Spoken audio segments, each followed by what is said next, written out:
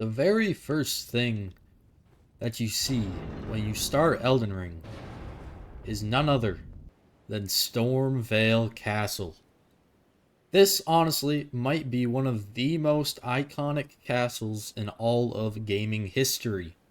I mean, just look at it. It's sitting up top a cliff right at the very start. Everyone instantly knows where they are going. But just because it's the most iconic castle, does that mean it's the best castle? Well, that is what we are seeing today. Because we are seeing if Stormveil Castle is indeed a good castle. Now, I've done quite a few of these in the past, but here's just a refresher on the rules. Now, the first thing that we actually look at is the location on the map. And the second is the defensibility of said castle. And then number 3, it is the reason for why the castle is there. So, with that out of the way, let us look at the first and one of the most important key points of the castle, which is the location. Now, let's actually start with a top-down view of the castle on the map, just to kind of give us a little look on where this thing is at. Now, the castle itself is located in the Limgrave section on the map, and is basically the border in between Liurnia and Limgrave. Now, to the west of the castle, we have, well, a very, very large cliff with a bunch of water at the base, as you can see on the map. And then to the north of the castle is, well, Liurnia. And just to point out, there is also a broken bridge on the side of this castle. So it's really not that complicated for what this castle sort of looks like.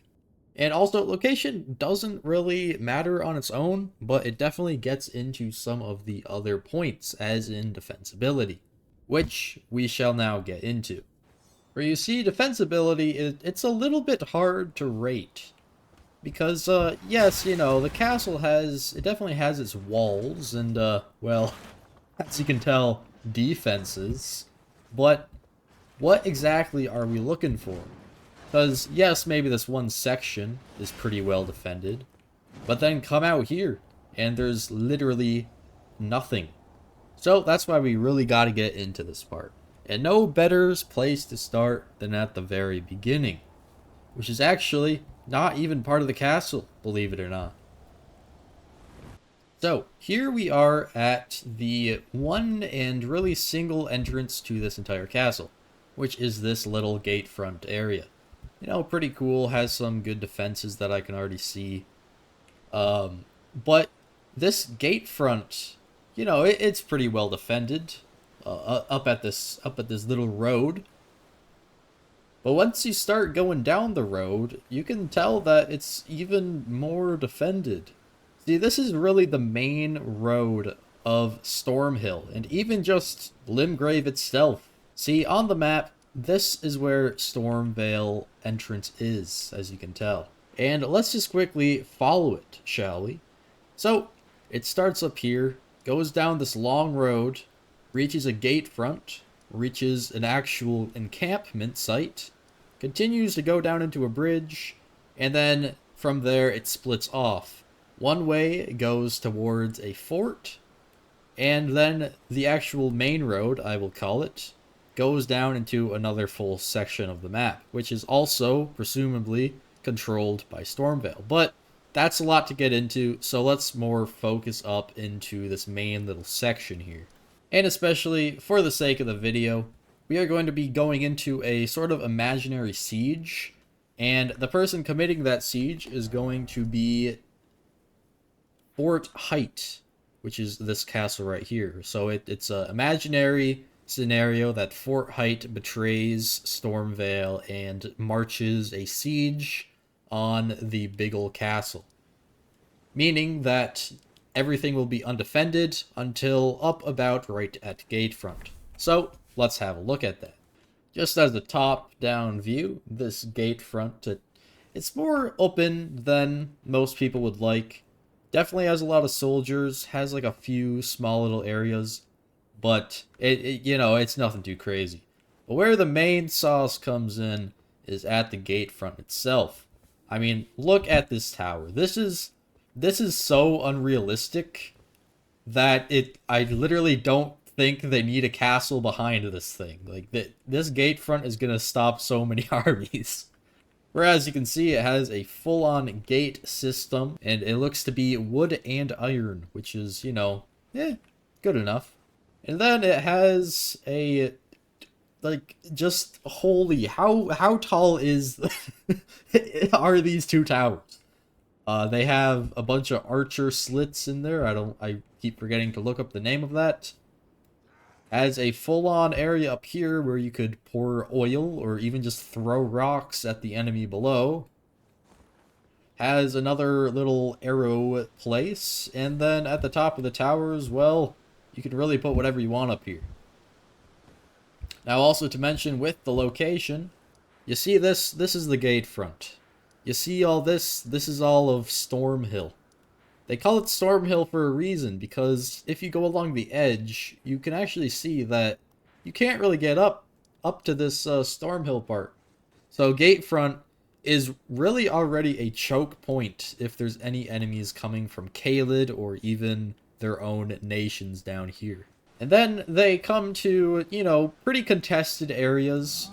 All of these little roads have some pretty good defensibility, you could say. I mean, they're not too wide, meaning you don't really need too many men here to kind of hold a line, which is always pretty good. As well as, well, they have a literal troll. Now, here we get up to the first little gate front area. And, this place, it has some defenses. It's really not going to stop any charge. In its prime, it probably would have had more people here, more defenses, but realistically, you can only do so much in a small area of land. However, it is still very good, because in this imaginary siege, the attackers need some way to get into this castle, because, well, believe it or not, you can't just walk right in. So first big thing that you can really notice is this sort of wall overhang thing. Funny enough though, it's only a wall to an endless bottomless pit. But let's talk about the best function of this sort of gate front, which is this very small walkway. Yes, ladies and gentlemen, this little path is the only way to get into Stormveil Castle, meaning that an army of 1,000 would only be able to fit about 10 to 15 people through this little passageway at a time, and especially when they get up to another gate. This place has so many gates, meaning that they would have to haul a battling ram through this very tight section, get up here, and have barely enough room to ram it. So, let's just say that they did. Well, ladies and gentlemen, they would get to another gate that, at least I think, would be here. There's no actual opening in-game, but I'm thinking about the siege as in Stormveil is more in its prime, and less of, well, a beat-up shape. So, they would get to another wall. There'd be some light defenses here. Well, now their day is about to get 10 times worse, because they just reached the castle. After all of that, they finally got to the place they want to be, and, well, let's just say this castle is going to make them not want to be here anymore. For we have one of the biggest gates ever in this game, and it looks to me like all of that is just plain on steel. That is going to be so incredibly difficult to get through.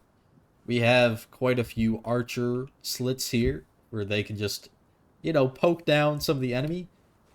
And then up here could be the spot to throw rocks / oil off of, making it so incredibly hard for any army to get up here. So let's go over what we see. Well, we got quite a few gates stopping this army, as well as some very big walls and very good looking defenses here. And this is only the front of the castle. For there is the back section. Oh yeah, and also there's a whole inside to this castle. But I feel like that's a little bit too much to go over in the time that we have today. Just know that it is very, very well defended, and if they broke through the walls, well, they would have a very tough time. So here we are at the back of the castle, and this would kind of be a siege if Liurnia was attacking. And, well, they would have about the same levels of difficulty.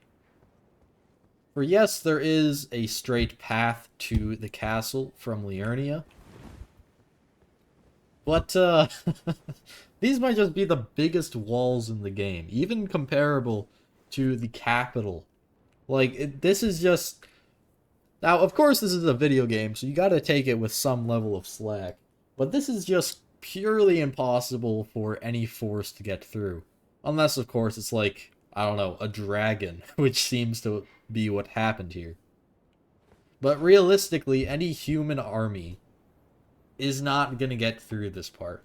So yeah, I think it's pretty safe to assume that this castle is just it's not gonna be taken over by a siege. And since this is a rating video, then I give the defensibility at least a 10 out of 10. And after going over the defensibility, I think that also gives the location on the map another 10 out of 10. I mean, you have a very big wall blocking off any of Liurnia. The bridge is destroyed, meaning that they cannot come up through that way. And even if they did, well, the front defenses are just, they're so insane. And by the way, if anyone tried to siege through the sea, well, let's just say, yeah, this thing is like taller than any sort of building in real life compared to the sea level. So you are not getting up there. Meaning that yes, the location is another 10 out of 10. And finally, we come to the reasoning of why this castle is even here. And this one is pretty simple. It simply exists to protect all of Limgrave and really just be the stronghold of any government sort of idea. It has some housing in it. It's really the whole shebang. So, yeah, I think the reasoning is a pretty solid 10 out of 10. This isn't just placed there to be a little asset in a video game.